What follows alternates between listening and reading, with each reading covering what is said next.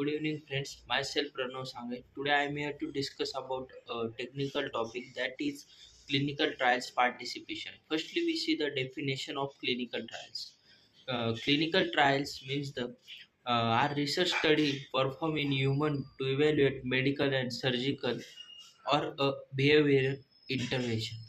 They are the primary way to determine whether a new treatment, drug, or medical device is safe and effective. Now we see the importance of clinical trials. In clinical trials, it is the critical for advancing medical science.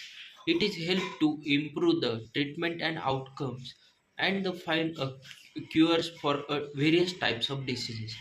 Now we see clinical trials purpose. Purpose of this clinical trials. It is the for effectiveness and risk reduce a risk. And now see we overview of clinical trials. In that types of clinical trials, it is the interventional trials, test new treatment or drugs. Second one is observational trials, observe health outcomes without intervention. Third one is prevention trials. It is the explore way to prevent diseases. Fourth one is quality of life trials. It is the improve and the comfort of life of patients. Now we see the phases of clinical. There are four phases. First phase is test safety and dosage in small group. Second phase is efficacy. Assess the efficacy and side effects of that drug. Phase 3, large scale testing to confirm effectiveness. It is the phase 3. And phase 4 is the post marketing surveillance. It is the long term study. Now we see the who conducts the clinical trials. Clinical trials are conducted by pharmaceutical companies, academic institutions, hospitals, government agencies. Now, participation process in clinical trials. First is eligibility criteria. First, in that participants are selected on the basis of inclusion and exclusion criteria. It is the age, gender, disease, and medical history. Second is informed consent. In informed consent, detailed explanation about trials, risk, benefits, and the procedure about clinical trials. Participant signs the document indicating they understand and agree the participate voluntarily.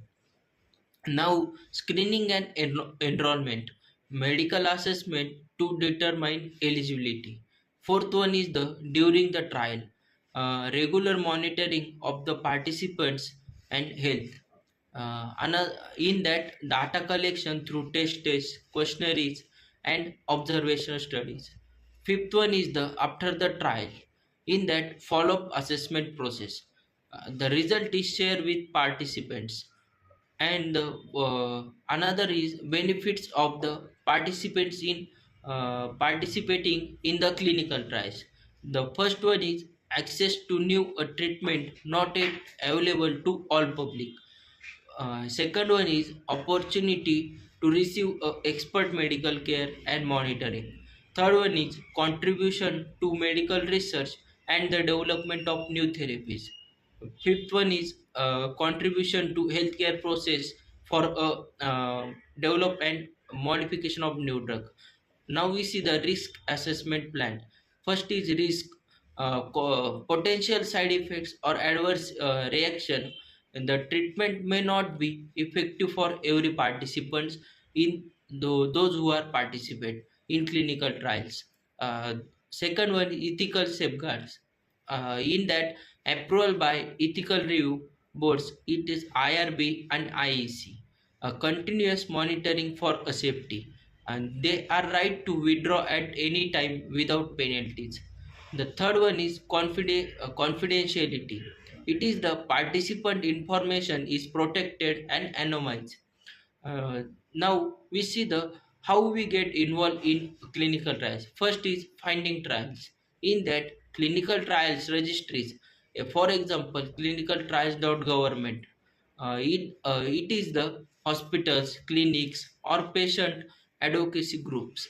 Second one is discussing with the healthcare providers. In that, importance of understanding how the trial fits individual health needs. The third one is uh, question to ask before participating. In that, now first is what is the purpose of trial? What are the potential risks or benefits? How long will the last trials perform? These all the questions before participating in clinical trials, and this process is all about the participate while participating in clinical trials. Thank you.